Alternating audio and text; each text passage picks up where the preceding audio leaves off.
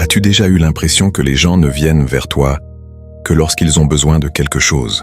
As-tu déjà sacrifié ton repos, ton sommeil ou ta tranquillité pour aider quelqu'un qui t'oublie aussitôt le service rendu? Si oui, alors cette histoire est aussi la tienne. Car parfois, la vie nous enseigne ses leçons les plus dures à travers ceux que nous aimons. Dans un petit village paisible, entouré de vastes champs verts et de vieilles maisons silencieuses, vivait un homme nommé Daniel. Tout le monde le connaissait. Une chaîne de vélo cassée? On appelait Daniel. Des cartons trop lourds à porter? On frappait chez Daniel. Un cœur solitaire en quête de parole? On allait chez Daniel. Il ne refusait jamais. Avec un sourire sincère, il répondait toujours « Bien sûr, je vais t'aider ». Daniel croyait profondément que la gentillesse faisait de lui un homme meilleur. Les habitants louaient son grand cœur, mais, sans qu'il s'en rende compte, sa propre vie lui échappait peu à peu. Son jardin restait à l'abandon. Ses fenêtres étaient fissurées. Son toit menaçait de s'effondrer. Ses problèmes s'accumulaient, mais au lieu de les résoudre, Daniel passait ses journées à réparer la vie des autres. Chaque soir, il rentrait épuisé, couvert de poussière et de sueur. Sa mère le regardait souvent avec inquiétude et lui disait doucement « Mon fils, tu aides tout le monde, mais pourquoi personne ne t'aide jamais ?»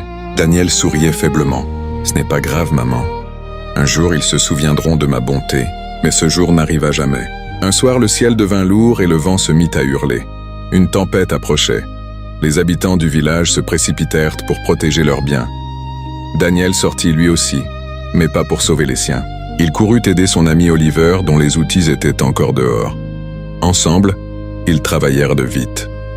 Mais pendant ce temps, le jardin de Daniel restait exposé, sans protection. La tempête éclata, la pluie tomba violemment.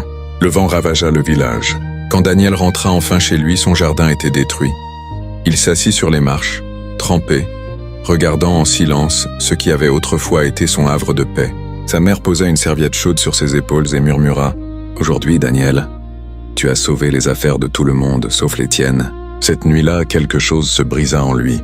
Le lendemain matin, perdu et fatigué, Daniel se rendit à la lisière du village pour voir Monsieur Harris, un ancien professeur à la retraite, connu pour sa sagesse. Ils s'assirent près de la rivière. « Je ne comprends pas, dit Daniel. J'aide tout le monde, mais je me sens vide. Pas fatigué du travail, fatigué des gens. Pourquoi la gentillesse me détruit-elle » Monsieur Harris observa la rivière et répondit calmement. « Regarde cette eau. Elle nourrit les arbres, les animaux, les terres. Mais quand elle déborde et oublie son lit, que se passe-t-il? Elle détruit tout, répondit Daniel. Exactement. La gentillesse sans limite devient de l'autodestruction. Puis il ajouta, tu es généreux, Daniel, mais tu n'as pas de frontières. Dire non n'est pas un manque de bonté. Parfois, c'est la forme la plus honnête de respect envers soi-même. Il lui donna un conseil simple. Pendant 7 jours, ne dis pas oui immédiatement. Demande-toi, est-ce que cela va me nuire? Me voler mon énergie, ma paix, mon temps? Si oui, dis simplement, pas aujourd'hui. Le lendemain, Oliver arriva en courant. Daniel, aide-moi à déplacer cette boîte. Daniel regarda sa clôture cassée depuis des mois. Son cœur voulait dire oui, mais il inspira profondément. Désolé, Oliver. Aujourd'hui, je dois m'occuper de chez moi. Oliver resta sans voix. Daniel aussi, mais il tint bon. Quelques heures plus tard, sa clôture était enfin réparée. Pour la première fois depuis longtemps, il ressentit une fierté nouvelle.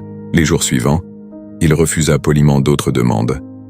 Et au lieu de se sentir coupable, il se sentit léger, paisible. Quand une nouvelle tempête arriva et que son toit commença à fuir, personne ne frappa à sa porte. Personne. Alors Daniel prit ses outils et se débrouilla seul. Sous son toit réparé, il murmura « Voilà ce que ça fait, compter sur soi-même. » Les semaines passèrent. Daniel changea. Il se choisit. Il se respecta. Et quelque chose d'étonnant arriva. Les autres commencèrent à le respecter aussi. Un jour, Monsieur Harris revint. En regardant le jardin fleuri et le sourire apaisé de Daniel, il demanda « Alors, le monde s'est-il effondré quand tu as arrêté de dire oui à tout ?» Daniel sourit. « Non. Mon monde a enfin commencé à se reconstruire. » Monsieur Harris hocha la tête. « Quand tu arrêtes de dire oui à tout le monde, tu dis enfin oui à toi-même. Et c'est là que la vie commence à changer. Alors dis-moi, es-tu comme Daniel? Donnes-tu trop? Dis-tu oui même quand cela te fait mal? Souviens-toi, dire non ne te rend pas égoïste. Cela te rend fort. Cela signifie que tu choisis la paix plutôt que la pression. Ton temps, ton esprit et ton cœur sont précieux. Protège-les, car le monde ne te respectera vraiment que lorsque tu commenceras à te respecter toi-même.